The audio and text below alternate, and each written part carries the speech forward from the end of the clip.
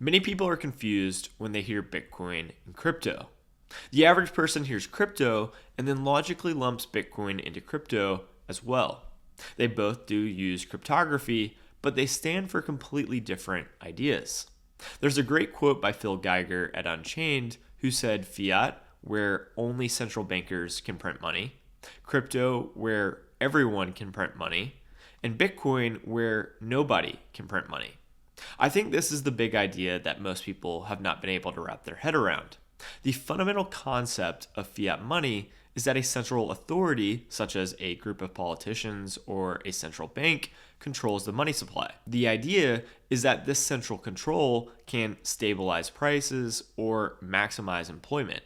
However, in reality, having a central planner does not lead to the most efficient allocation of resources. Free markets and capitalism are, of course, the most efficient way to allocate resources. Fiat money is not a perfect system. It formed as a result of the scalability and portability problems of gold. Fiat money is designed to inflate over time, which makes it a poor choice for long-term saving since its value is diluted year after year. Fiat money enables only politicians and central bankers to print money. On the other hand, cryptocurrencies are digital assets traded on various blockchains, which can operate on proof of work or proof of stake consensus mechanisms.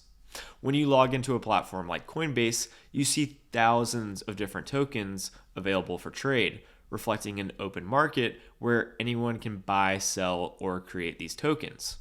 Crypto enables everyone to print their own money. Anyone can quickly create their own cryptocurrency.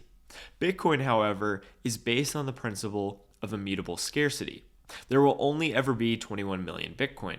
This is easily verifiable. You can download Bitcoin Core and run a Bitcoin full node on your laptop to clearly distinguish what constitutes the 21 million Bitcoins and what does not. And so that's why Bitcoin maximalism isn't just an ideology.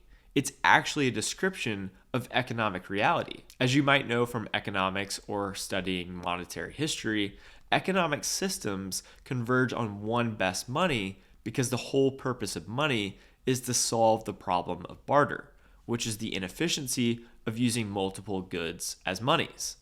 Economic systems naturally converge on one best form of money, the most saleable good. And so that's what Bitcoin maximalism is. It is the reality that society is inevitably going to converge toward the one best money.